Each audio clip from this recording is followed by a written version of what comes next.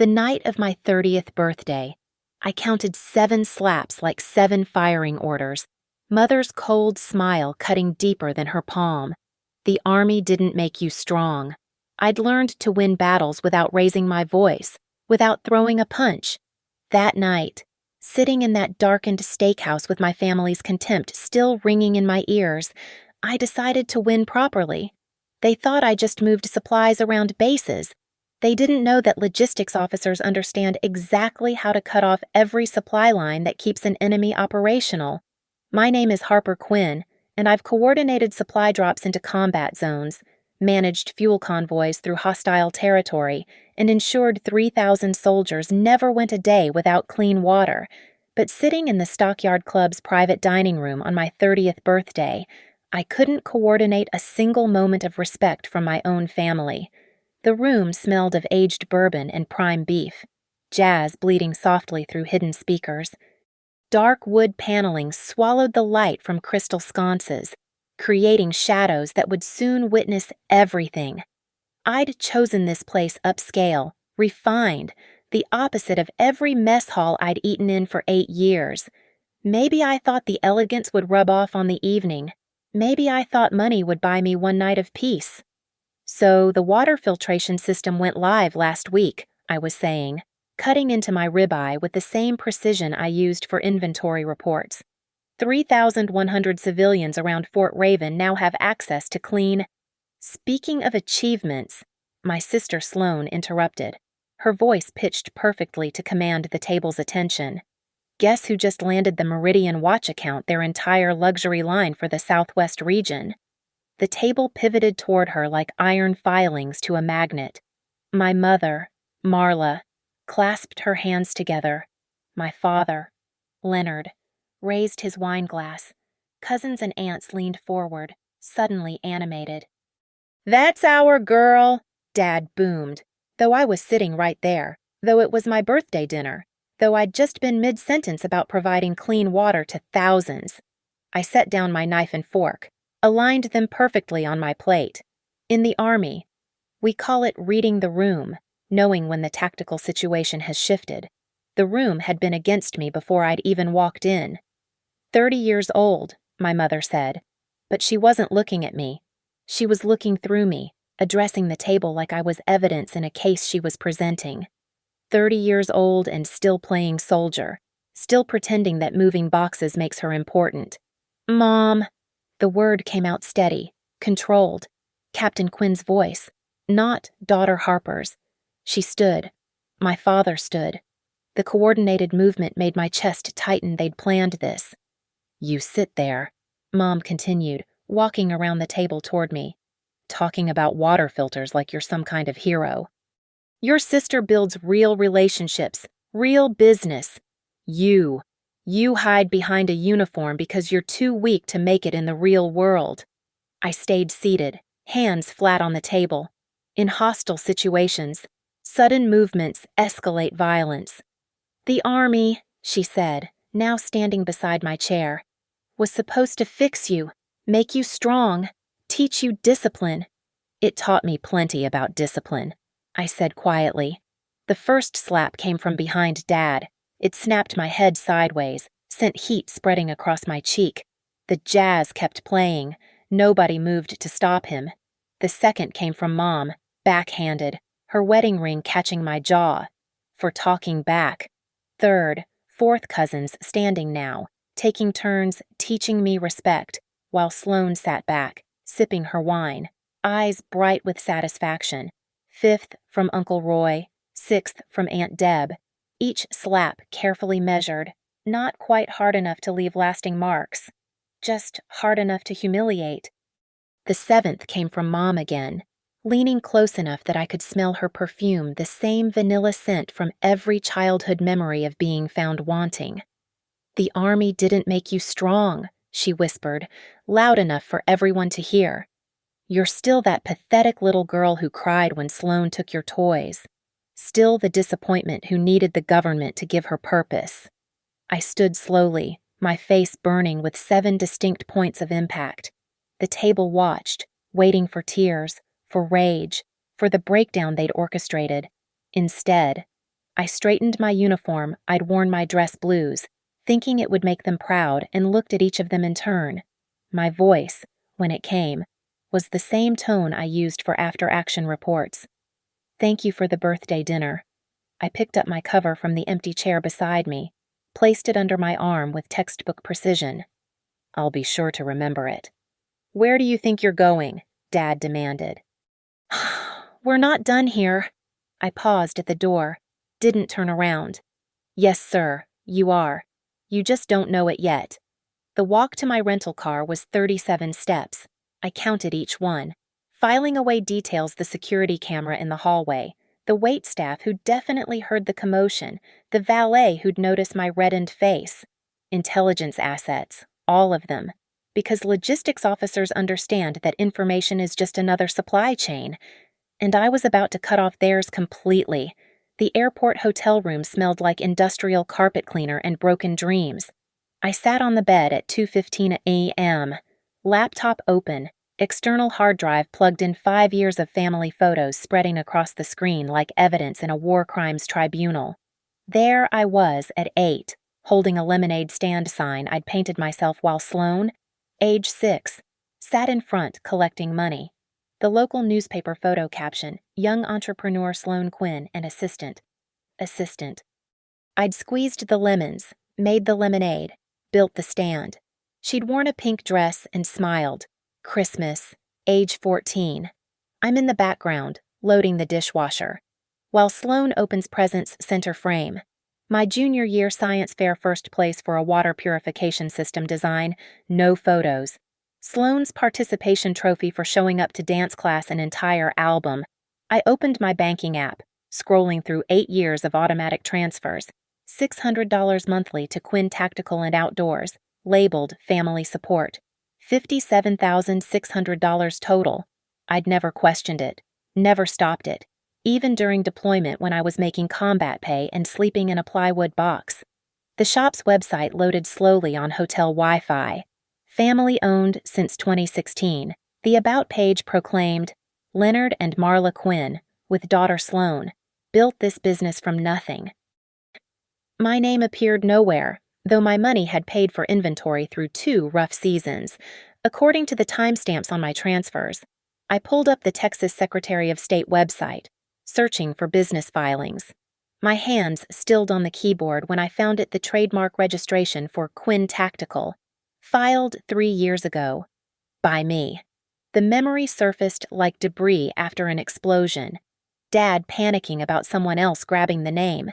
Me volunteering to handle it because I was home on leave with time and a laptop. "Just put it in your name for now," he'd said. "We'll transfer it later when the paperwork's less complicated." We never transferred it. I owned the name of their business, the brand on their building, their products, their web domain, all technically under license from me, though no formal agreement existed. In logistics, we call that a single point of failure. My phone buzzed. A text from an unsaved number, but I recognized it: Judge Eloise March. Retired. My godmother in everything but blood. She'd stood at my commissioning when my parents claimed they couldn't get time off from the shop. "Heard about tonight. Don't fight in their mud. Force them onto your battlefield." Eloise had spent 40 years in Texas courts. She knew how to wage war with paper instead of bullets. I texted back, "Roger that, ma'am." The next 3 hours became reconnaissance. I documented everything: screenshots of Sloan's social media posts claiming credit for saving the family business, archived versions of the shop website showing my transfer dates correlating with major inventory expansions, emails from Dad asking me to help out just 1 more month that had turned into 8 years. At 5:30 a.m., I found the smoking gun in my old email. A message from a supplier in Knoxville, Tennessee, thanking me for the referral and confirming they'd extend net 60 terms to Quinn Tactical based on my personal guarantee.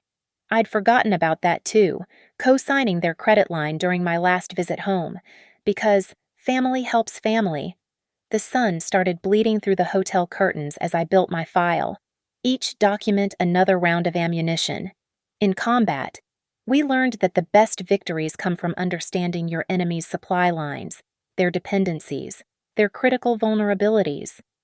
Quinn Tactical and Outdoors depended on three things: the brand name I owned, the credit line I guaranteed, and the reputation that I'd never challenged their narrative. I opened a new document and started typing Phase 1 Reconnaissance Complete, Phase 2 Assemble Strike Team. My reflection in the laptop screen still showed the faint red marks from last night's slaps.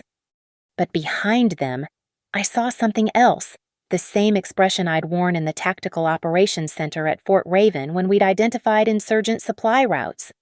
The thing about logistics officers, we don't just understand supply chains. We know exactly where to place the charges to bring them down. At 6 a.m., I closed the laptop and finally let myself feel it. Not anger, not hurt, but the cold, clean clarity of mission planning. They'd made one critical error in their little birthday ambush. They'd assumed that because I'd never fought back before. I didn't know how. But there's a difference between can't and won't, and that difference was about to cost them everything. First Lieutenant Cass Riley answered on the second ring, despite it being 6:45 a.m. on a Sunday. "Quinn, you sound like you're calling in a strike package." "Something like that." I'd moved to the hotel's empty business center, spreading my documentation across 3 tables like a battle map. "I need backup." "Roger that. What's the sit rep?" I gave her the highlights birthday ambush, 7 slaps, 8 years of financial drainage. Cass listened without interrupting, a skill learned in too many briefings about situations gone sideways. "I've got your 6, she said when I finished. "What do you need, character witness, if it comes to that?" "Documentation that I'm not the unstable veteran they're about to paint me as." "Copy. I'll pull your efficiency reports, commendations, the works. That water project alone has 3 congressional thank yous attached." Next call, Ethan Vale. The civilian engineer had worked alongside me for 6 months implementing the Fort Raven water system. He'd seen me solve a crisis when a shipment of transformers went missing, tracked them through 3 states using nothing but shipping manifests and phone calls. "Harper, it's early even for Army early. I need a favor, a big one. The kind that requires my MIT degree or my knowledge of Texas construction permits both, possibly. Can you document the actual scope of the water filtration project? Technical complexity, civilian impact, the works? Give me 2 hours.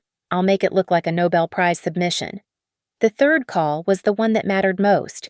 Judge Eloise March answered with coffee already in her voice. "Harper, I've been expecting you. I need a lawyer, the kind who makes opponents settle rather than fight.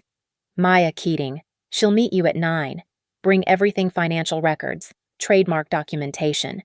That supplier guarantee you're pretending isn't a nuclear weapon. How did you? 30 years on the bench teaches you to recognize patterns. Your parents have been building this house of cards on your foundation for years. Maya will help you pull the right cards." I met Maya at a coffee shop downtown, one of those places with exposed brick and pour-over coffee that cost more than an MRE. She looked like she could be Sloane's older sister polished, put together, expensive shoes, but her handshake could crack walnuts, and her eyes assessed me like I was a hostile witness. "Judge March filled me in," she said, pulling out a legal pad. "Let's talk strategy." I laid it all out: the trademark ownership, the personal guarantee on their credit line, the years of financial support without acknowledgement. Maya took notes in shorthand, occasionally asking for clarification that showed she understood both the legal and tactical implications. "The trademark is your knife," she said finally. "The credit guarantee is your gun. The documented history of financial support is your air support. We're going to use all 3. I don't want to destroy them. I just want them to—" "Stop!" Maya held up a hand. "First rule of negotiation: never announce your minimum acceptable outcome. Here's what we're going to do. Phase 1. Cease and desist on the trademark. Effective immediately. Every Quinn Tactical product on shelves becomes a liability. Phase 2. Notify their creditors that you're withdrawing your personal guarantee. That triggers covenant reviews, credit freezes, possibly inventory liens. Phase 3. Protective order keeping them 500 feet away from you, based on documented assault. It was just slaps. 7 counts of battery with multiple conspirators. In Texas, that's potential felony territory if we package it right, but we won't file criminal charges yet. The threat is more valuable than the execution. Ethan arrived at 10:30 with a presentation that made the water project look like the Manhattan Project. 27 slides of technical specifications, environmental impact studies, and a cost-benefit analysis showing $3.1 million in long-term savings for the local community. "This is incredible," Maya said, scrolling through. "This shows strategic thinking, project management, community impact, everything they claimed you don't have." "There's more," Ethan said, pulling out his personal laptop. "I recorded the whole implementation, Harper directing teams, solving problems in real time, managing military and civilian contractors simultaneously. 15 hours of footage showing actual leadership. Cass showed up at 11 with a banker's box of files. 8 years of performance reviews, top 10% every year. Plus," she grinned, "remember that flooding incident at Fort Jackson? The one where you coordinated emergency supply distribution for 6,000 displaced civilians? Yeah, that made the Pentagon's lessons learned database as a textbook example of crisis logistics." I looked at my assembled strike team. A soldier, an engineer, and a lawyer. None of them related to me by blood, all of them here by choice. "Why?" I asked. "Why help me with this?" Cass snorted. "You really asking why we've got your back, Harper? You've spent 8 years making sure everyone else has what they need. About time someone returned the favor." Maya closed her legal pad with a snap. "We move tomorrow morning.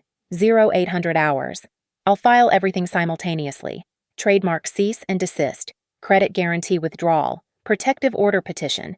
They'll wake up to a 3-front war with no supply lines." "And Harper." Eloise's voice came through Maya's phone. She'd been on speaker the whole time. "Remember, you're not destroying them. You're simply returning their investment in you. 7 slaps, with interest." Monday morning, 0600 hours.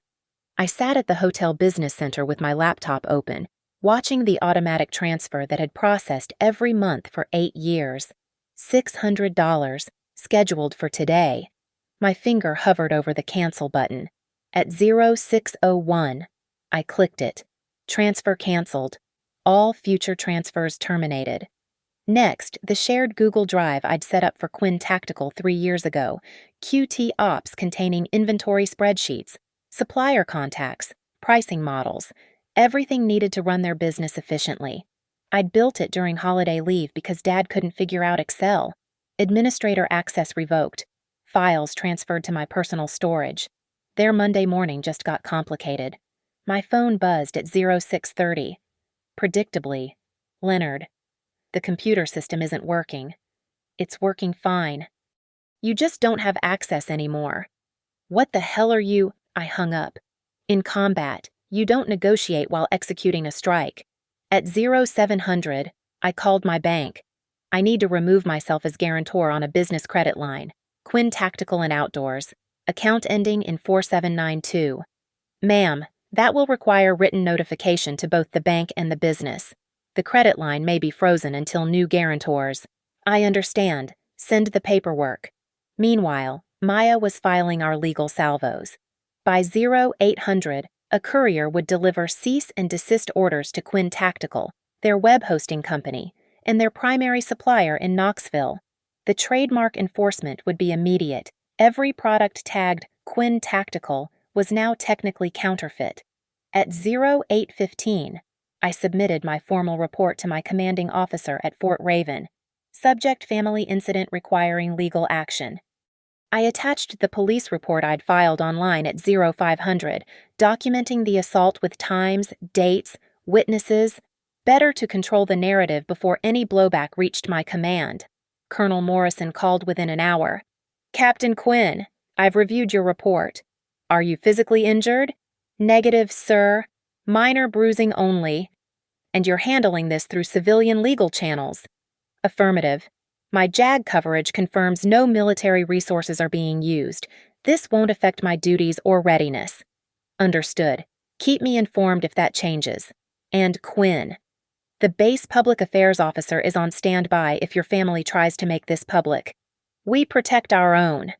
By noon, Sloane had started her counteroffensive.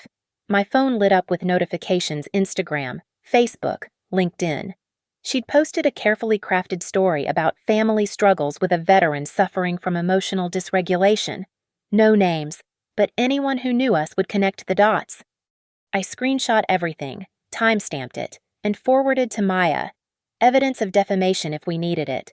Cass texted from Fort Raven. Local news sniffing around about the water project. Want me to redirect them to your recent family birthday celebration at the Stockyard Club? Negative. Hold that card. At 1:30 p.m., the supplier in Knoxville called me directly. Ms. Quinn, we received a cease and desist regarding trademark usage. I need clarification. Are you saying Quinn Tactical doesn't have rights to their own name? Check your original contract, Section 12. The trademark license was contingent on maintaining good standing with all guarantors. That standing no longer exists. This will affect their fall inventory order.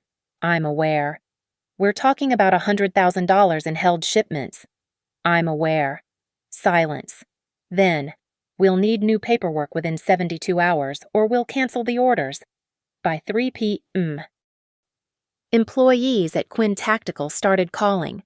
The kid who worked weekends, the veteran they'd hired for good press, the single mom who ran their online orders, each one confused, worried about their jobs. To each, I said the same thing. I'll write you a recommendation letter. This isn't about you. Send me your resume. It was 4:20 p.m. when Marla finally called. You vindictive little bitch. Hello, Mother? You're destroying everything we built. Everything you built with my money, my credit, my intellectual property, and my name. Literally, my name. It's on the trademark filing. Family helps family. Family doesn't assault family in public restaurants. I have the security footage, by the way. The Stockyard Club was very helpful once the police got involved. You went to the police over a little discipline. 7 counts of battery, conspiracy to commit assault, potentially hate crime enhancements given the anti-military statements. Maya Keating is thorough. Silence. Then, quieter. What do you want? Nothing. I want absolutely nothing from you. That's the point. For the first time in 30 years, I want nothing from you, and you get nothing from me. The business will fail. Then it was never really a business. It was a parasite, and I just stopped feeding it. Sloane's reputation is her problem, just like my problems were always mine alone to solve. I hung up and turned off my phone. Outside the hotel window, Austin traffic crawled past in the late afternoon sun, somewhere across town. Quinn Tactical and Outdoors was scrambling to figure out how to operate without my invisible support system. 8 years of automatic transfers terminated. Access to operational infrastructure revoked. Credit guarantees withdrawn. Safety net removed. They wanted to see me weak. They were about to learn what it looked like when I stopped being their strength. Tuesday morning, Travis County Courthouse. Maya Keating walked like she was leading a battalion into battle briefcase in one hand, coffee in the other, 3-inch heels striking the marble floor like a cadence count. Protective order hearing is at 9, she said. But first, we're filing the civil suit, assault, battery, intentional infliction of emotional distress, and my personal favorite, conspiracy. The clerk's office smelled like old paper and justice. Maya slid the stack across the counter, 27 pages documenting 7 slaps, itemizing 8 years of financial support, demanding compensatory and punitive damages. Serving parties at a business address, the clerk asked. Quinn Tactical and Outdoors, 1200 South Lamar. All defendants work there. By 9:45 a.m., we had our protective order. 500 feet minimum distance. No contact, direct or indirect. Effective immediately. The judge, a woman who looked like she'd eaten bigger problems for breakfast, reviewed the Stockyard Club security footage on Maya's laptop. 7 separate instances of battery, she said, voice flat. In public, with witnesses. Ms. Quinn, You showed remarkable restraint in not defending yourself. Military training, Your Honor. De-escalation is always preferable. The defendants are ordered to stay 500 feet away from the plaintiff. Any violation will result in immediate arrest. Next case. At 10:30, the process server, a kid who looked like he delivered pizzas on weekends, walked into Quinn Tactical with our package protective orders for Leonard and Marla, civil suit paperwork for the whole family, and the crown jewel formal trademark revocation notice, effective immediately. Maya had installed herself at the coffee shop across the street with line of sight to their front door. She texted play-by-play updates. Server entering now. Leonard at counter, reading documents. Marla just came from back office. Server confirming identities, getting signatures. Server clear, documents delivered. At 11:15, their lawyer called Maya. Background noise suggested panic. Ms. Keating, I'm representing Quinn Tactical. This trademark claim is ridiculous. Pull the original filing. Harper Quinn, sole registrant. No transfer documents exist. There must have been an understanding. Section 15 of the Texas Business Code is very clear about verbal contracts concerning intellectual property. They don't exist. The protective order prevents your clients from coming within 500 feet of mine. Their business is 480 feet from a coffee shop my client frequents. They might want to consider relocating. That's harassment. That's geography. Anything else? At noon, the bank called me directly. Ms. Quinn, we've received your notice of guarantee withdrawal. The credit line for Quinn Tactical has been frozen pending review. Understood. They're requesting emergency bridging credit. That's no longer my concern. 1:30 p.m. Brought the supplier from Knoxville. Ms. Quinn, Quinn Tactical is claiming you're conducting a hostile takeover of family assets. I'm reclaiming my own trademark. Check the filing date. I've owned it for 3 years. Their fall inventory can be rebranded or returned. Not my problem. At 2:45, local news picked up the story. Not Sloan's version, the real one. Local Army captain's water project saves county millions. Ethan's presentation had been leaked by someone cast to a reporter looking for positive military stories. No mention of family drama. Just 3,200 civilians with clean water thanks to Captain Harper Quinn. Sloan's text came at 3:10. You're ruining everything. I replied. I'm returning your investment. 7 slaps. Remember, this isn't you. You don't fight back. Correction, I didn't fight back. Past tense. At 4 p.m., Maya called with an update. Their lawyer is requesting a meeting. Wants to discuss settlement. No meeting. They can submit offers in writing. Harper, this is working better than expected. The bank is demanding immediate payment of $40,000 in outstanding credit. Without your guarantee, their loan-to-value ratio is underwater. How immediate? 72 hours or they seize inventory as collateral? I stood at my hotel window, looking out at Austin spreading toward the hills. Somewhere down there, Quinn Tactical was hemorrhaging customers confused about the sudden rebranding notice, suppliers demanding cash on delivery, banks circling like sharks. The assistant manager, a decent guy named Tommy who'd never been anything but professional, texted at 5 p.m. Ms. Quinn, I don't understand what's happening, but the Quinns are locked in the office screaming at each other. Should I close early? Your call, Tommy. My recommendation letter offer stands. At 6 p.m., Judge Eloise called. Heard you drew first blood. They drew first blood. Ma'am, I'm just returning fire with superior weapons. The courthouse is buzzing. Protective order plus trademark dispute plus credit crisis. Maya outdid herself. She said we're not even at the interesting part yet. Oh, tomorrow she files the demand for forensic accounting. 8 years of my transfers versus their books. If they claimed that money as gifts on taxes while calling it loans to the bank. Tax fraud. Federal territory. Eloise laughed, sharp as cut glass. Remind me never to slap you at your birthday party. Ma'am, you'd never be that stupid. No, Harper, I wouldn't. But then again, I actually know what logistics officers do. Your parents are about to get a very expensive education. The sun set behind the Austin skyline, painting everything gold, then red, then purple. 7 slaps had bought them this. Every piece of paper that held their life together now had my name on it, and I was taking it all back. With interest. Wednesday. 0700 hours. Maya called with intel that would have made any operations officer jealous. The bank accelerated their entire credit line, not just the $40,000 everything, $160,000, due in full within 48 hours. How covenant breach. Your guarantee withdrawal triggered a review. They found discrepancies inventory listed as assets that's actually on consignment, receivables that are 90 days past due. The bank smells blood. I pulled up Quinn Tactical's website. A banner across the top read, "Temporarily rebranding due to trademark dispute. All orders on hold."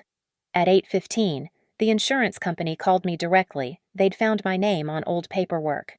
"Ms. Quinn, we're calling about the liability policy for Quinn Tactical. You're listed as a secondary guarantor." Was past tense. I've withdrawn all guarantees. That voids their product liability coverage. I'm aware. They have 12,000 units in retail stores. Without liability coverage, every unit becomes a potential lawsuit. Yes?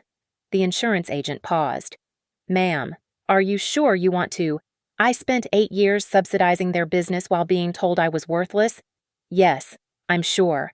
By 9 a.m., the supplier in Knoxville had made their decision. Email subject line, "Contract termination, Quinn Tactical." Effective immediately. Pending trademark disputes and credit concerns. All shipments are canceled. Existing orders must be paid in full before release. Net 60 terms are revoked. I forwarded it to Maya, who replied with a single emoji. At 10:30, Tommy, the assistant manager, called. "Ms. Quinn, I'm resigning. This is insane. Leonard just told me to lie to customers about the trademark thing. Marla's calling employees, saying you're having a mental breakdown from PTSD. Tommy, do you have that in writing? The instruction to lie, text message. Screenshot it. Send it to this number." I gave him Maya's contact. "And Tommy, my recommendation letter will mention your integrity in refusing to participate in fraud." Noon brought the first major fracture. 3 key employees, the ones with actual skills, submitted resignations effective immediately. The department store that carried Quinn Tactical's top-selling items pulled them from shelves, citing brand uncertainty. Sloan's PR agency got involved at 1 p.m., sending a cease and desist about my defamatory actions affecting client reputation. Maya laughed when she read it. "They're claiming defamation. Your family physically assaulted you in public. We have video. They're putting defamation in writing. Send them the security footage. CC their biggest client. Harper Quinn. You're learning." At 2:45, the forensic accountant Maya hired called with preliminary findings. "Your transfers total $57,600 over 8 years. Their tax filings show $32,000 in family gifts. The rest they claimed as business income. They underreported my support. By $25,000. That's tax fraud if they knew the source, wire fraud if they used electronic banking, federal crimes. Captain Quinn." I sat back in the hotel chair, processing this. They committed federal crimes. Multiple counts, potentially. The IRS offers whistleblower rewards. By the way, 15 to 30% of recovered taxes. At 4 p.m., Leonard tried to circumvent the protective order by having their lawyer call Maya. "My clients are willing to discuss resolution. Your clients are 48 hours from bank seizure, have no inventory pipeline, no liability insurance, and are facing potential federal charges." What exactly are they offering? They'll acknowledge Ms. Quinn's contributions to the business. Maya actually laughed. Acknowledge your clients committed assault, battery, wire fraud, tax fraud, and trademark theft. They want to offer acknowledgement. What does your client want? Nothing. She wants nothing from them. That's the beautiful part. She's not trying to gain anything.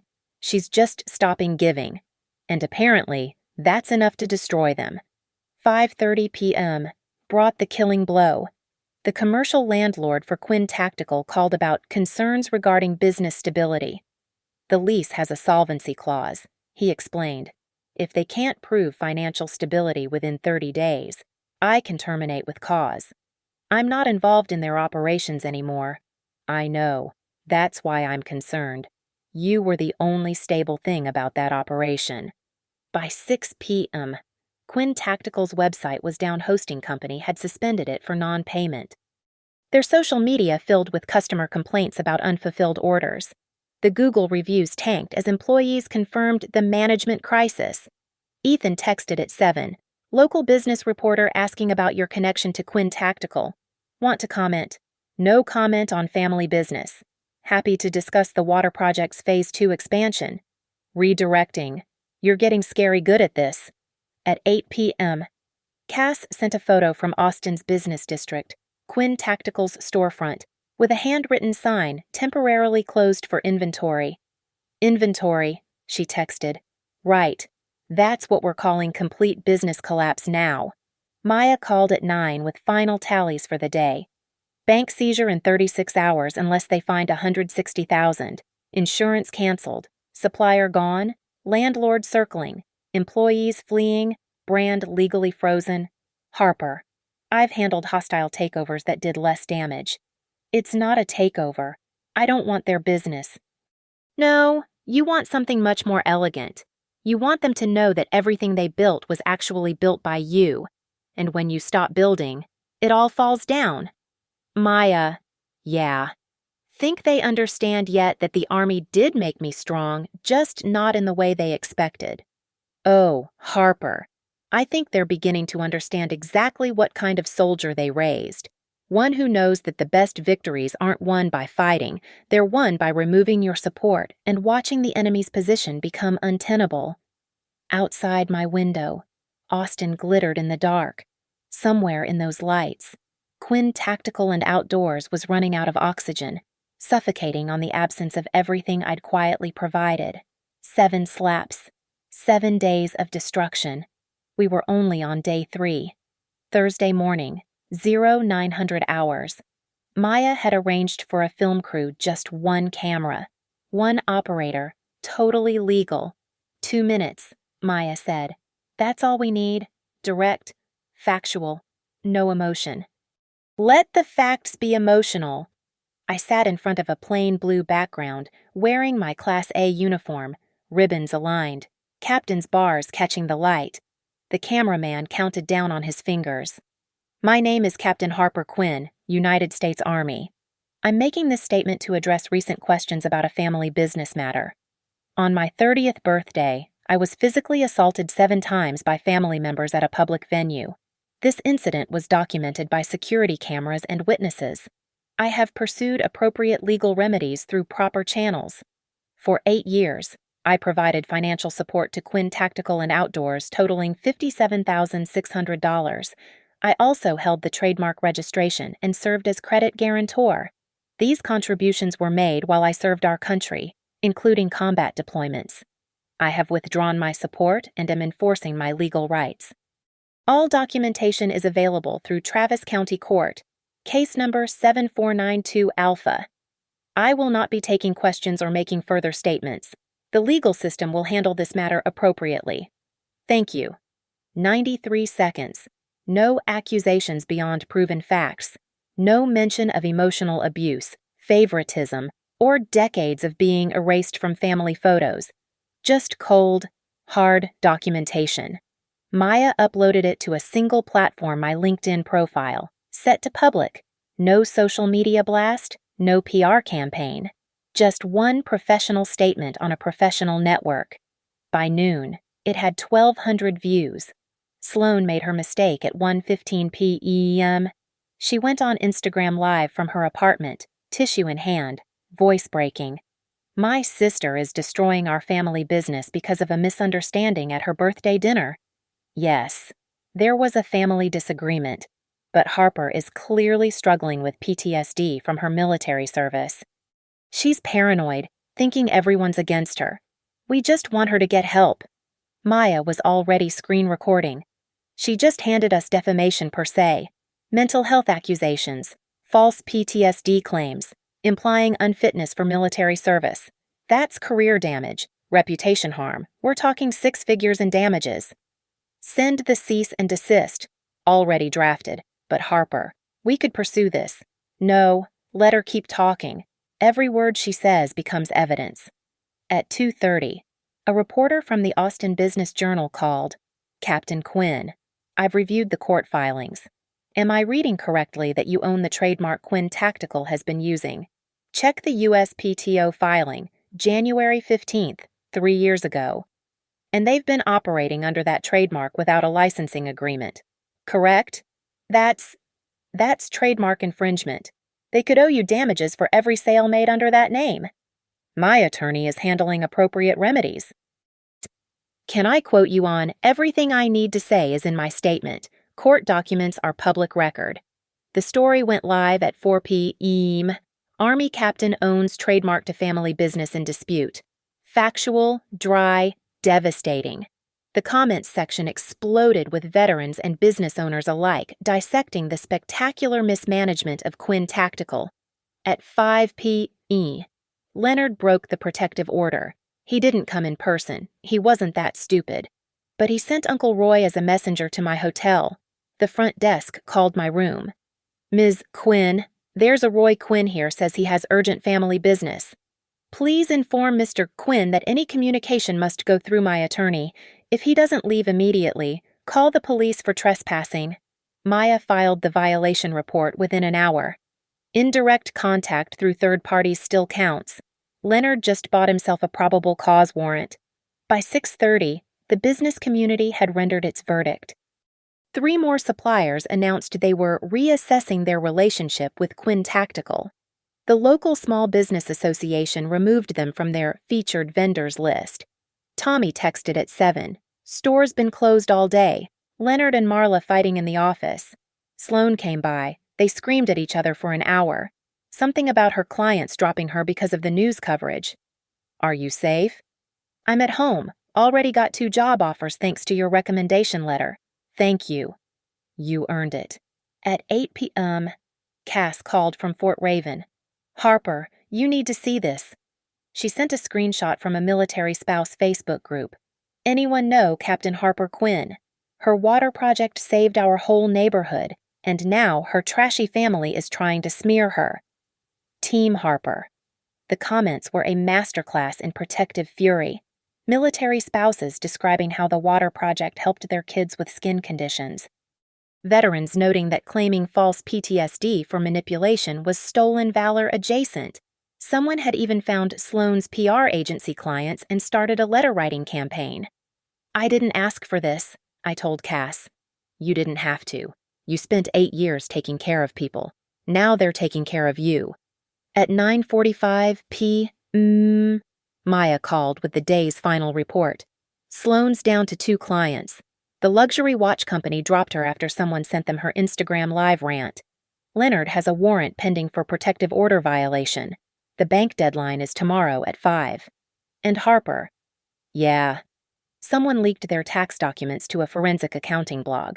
The discrepancies between their reported family gifts and your actual transfers. It's being called the dumbest tax fraud in Texas history. I didn't leak those. I know. My guess one of their former employees with access to the files. You're not the only person they've screwed over. I stood at my hotel window, watching Austin's nightlife below. People living their lives, unaware that a few miles away, a family business built on my invisible foundation was collapsing in spectacular fashion. My phone showed 53 text messages from family members I hadn't heard from in years, all suddenly concerned about reconciliation. I archived them all unread. The silence was strategic. The statement was strategic. Everything was strategic now. Because the Army had taught me something my family never understood. The loudest victories are often won in perfect silence. Friday morning, 0800 hours. Bank deadline at 5 p.m. 9 hours until Quinn Tactical faced seizure. I dressed in civilian clothes jeans, simple blazer, and drove to South Lamar with Maya and a court-appointed witness. We parked across the street. maintaining our 500-foot protective order distance, and watched. At 8:30, the authorities arrived. 2 police officers, a bank representative, and a crew with power tools. Leonard stood in the doorway, papers in hand, gesturing wildly, Marla behind him, phone pressed to her ear, probably their lawyer, who couldn't help them now. The mechanical whine of power tools cut through the morning air as they began removing the sign. Quinn Tactical and Outdoors, 12 feet of painted metal that had hung there for 6 years, built with my money, branded with my trademark, maintained by my credit. Each screw they removed clinked against the concrete like shell casings. Leonard spotted me across the street. Even from 500 feet, I could see his face contort with rage. He took 3 steps toward us before the officer caught his arm, pointing at the protective order paperwork. Maya documented everything with her phone. He just violated the order again. That's attempted approach with police witness. At 9:15, they began carrying out inventory boxes, each one tagged with bank seizure notices. Hunting gear, camping equipment, tactical supplies product that would be auctioned to cover their debt, product they'd ordered with my credit guarantee, branded with my trademark, sold with my invisible support. Sloane arrived at 9:45 in her BMW, screeching to a stop. She jumped out, designer heels catching on the curb, stumbling toward the store. An officer stopped her at the door. The bank had authority now, not the Quinn family. She spun around, searching until she found me. Even from this distance, I could read her lips. "This is your fault." "No, I thought, this is your education." At 10:30, the locksmith arrived. New locks, bank-controlled, went on every door. Leonard and Marla were escorted out with cardboard boxes of personal items. 6 years of building their kingdom, reduced to whatever fit in a banker's box. The sign came down at 11:15. It took 4 men to lower it safely. The Quinn Tactical logo I'd designed on my laptop during deployment finally being removed from the building I'd helped purchase. Marla crossed the street then, stopping just outside the protective order distance, close enough to be heard. "You destroyed us." I stood from Maya's car, meeting her eyes across the gap. "No, Mom, I stopped building you. There's a difference. The army didn't make you strong," she spat, echoing her birthday message. "You're right," I said, voice carrying clear across the morning air. "The army didn't make me strong. It revealed the strength I always had, the strength you spent 30 years trying to break because it didn't look like Sloane's." She opened her mouth, closed it, opened it again. But what could she say? The sign was down. The doors were locked. The bank owned everything inside. "I have one question," I continued. "In 8 years, did you ever once say thank you for the money, the credit, the trademark, the system I built? Once, silence. That's what I thought." I turned back to Maya's car. "Goodbye, Marla." At noon, the county court clerk called Maya. Leonard had been arrested 20 minutes ago for violating the protective order. The morning's attempted approach, plus Uncle Roy's hotel visit, had triggered the warrant. By 2 p.m., the Austin Business Journal updated their story. Quinn Tactical seized by bank. Owner arrested on protective order violation. At 3, Judge Eloise called, "Harper, you did it. Clean, legal, devastating. How do you feel?" I thought about it, really thought about it. Like I just completed a successful mission. "Ma'am, objective secured, minimal collateral damage, all Allied forces intact." And personally, free. For the first time in 30 years, I'm free. At 4:55 p.m. 5 minutes before the deadline, I stood again across from the empty store. The windows were dark. Paper notices covered the doors. Where Quinn Tactical and Outdoors once existed, there was only empty space and possibility for something new. My phone buzzed. A text from Ethan. "Water Project Phase 2 approved. Congressional funding confirmed. You did it, Captain." Then, Cass. "Promotion board results leaked. Congrats. Major Select Quinn." Finally. Tommy. "Started new job today. Better pay, better people." Thank you for showing me it's okay to walk away from toxic situations. I looked one last time at the empty brackets where the sign had hung. 7 slaps on my 30th birthday. 7 days to dismantle 30 years of exploitation. The army hadn't made me strong, but it had taught me something valuable: how to wage war with precision, patience, and paperwork. And sometimes, the greatest victory isn't in what you destroy. It's in what you finally stop building for people who never deserved your strength. Thank you so much for listening to this story. I'd love to know where you're listening from. Drop a comment and let's connect. Please subscribe to the channel and share your thoughts about Harper's journey. What would you have done in her situation? Your perspectives make these stories come alive.